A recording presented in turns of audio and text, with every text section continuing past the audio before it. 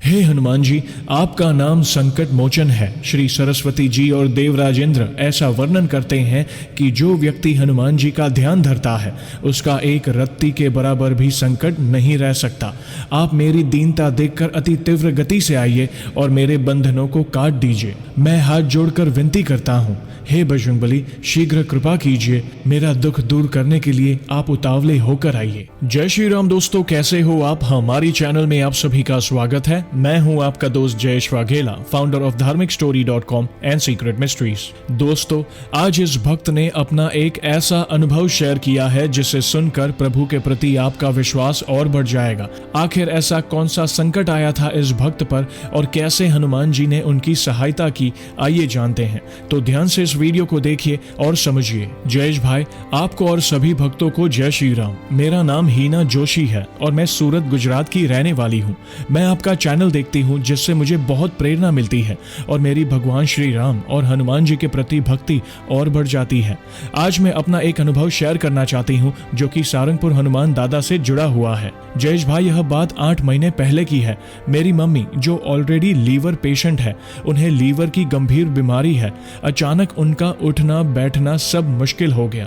बहुत डॉक्टर को दिखाया पर कुछ फायदा नहीं हुआ। फिर जब एक्सरे करवाया तब पता चला कि मम्मी को 2 हिप फ्रैक्चर हुए हैं। अब तो जैसे पैर से जमीन खिसक गई थी। इतनी ज्यादा तबीयत खराब थी कि उनका सब कुछ बेड पर ही हो रहा था। डॉक्टर ने साफ कह दिया था कि सर्जरी करनी ही पड़ेगी। 2 फ्रैक्चर हुए हैं, वह भी इतने सीरियस। मेरी मम्मी टोटली चलने उठने बैठने में डिसेबल हो गई थी और समस्या यह थी जयेश भाई कि हम ऑपरेशन नहीं करवा सकते थे क्योंकि मम्मी ऑलरेडी लीवर की सीरियस कंडीशन से जूझ रही थी। मुसीबत पीछा छोड़ने का नाम ही नहीं ले रही थी। मम्मी को डॉक्टरों ने टोटली बेड रेस्ट बोला था और दिन भर एक ही जगह बैठे रहने की वजह से मम्मी को बेड सोर होने लग गए थे, जो एक बहुत ही खतरनाक समस्या है। मेरी हालत इतनी खराब हो गई थी सोच सोच कर कि मुझे आत्महत्या के विचार आने लगे थे। मैं अपनी मम्मी को खोना नहीं चाहती थी कोई भी कंडीशन में। फिर मैं घर पर ही 7 बार हनुमान चालीसा, हनुमान अष्टक,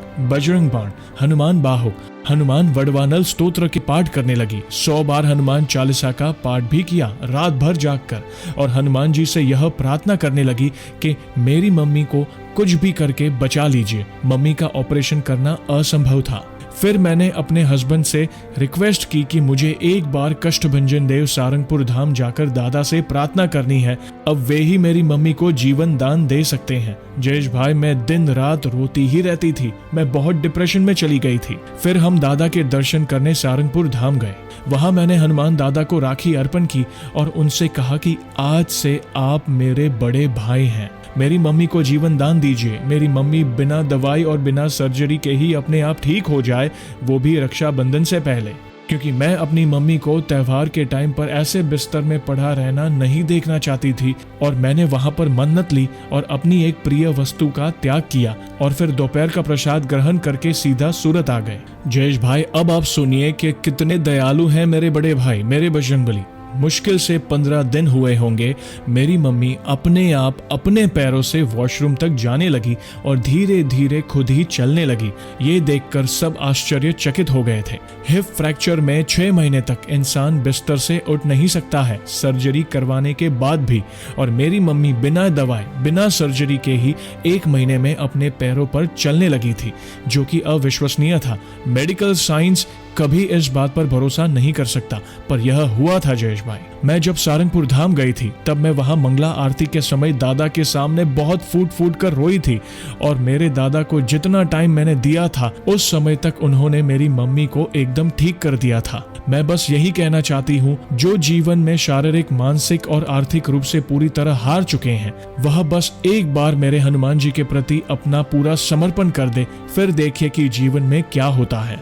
जयेश भाई, मैंने सारंगपुर धाम में यह भी कहा था कि अगर मेरी मम्मी ठीक हो गई तो मैं आपके चैनल पर अपना अनुभव जरूर शेयर करूंगी, जिससे जो लोग जीवन से हार चुके हैं या बहुत बड़ी मुसीबत में हैं, उनको श्री राम और हनुमान जी की भक्ति का सहारा मिले और वे भी अपने हर संकट से उबर सके। मेरी बस यही प्रार्थना है जयेश भाई, आप जो कर रहे हो, न जाने कितने लोगों को इससे जीने की उम्मीद मिलती होगी। आपका बहुत बहुत धन्यवाद। तो दोस्तों, देखा आपने, जब एक भक्त सच्चे दिल से प्रभु की शरण में जाता है, प्रभु उसकी सहायता करते ही है।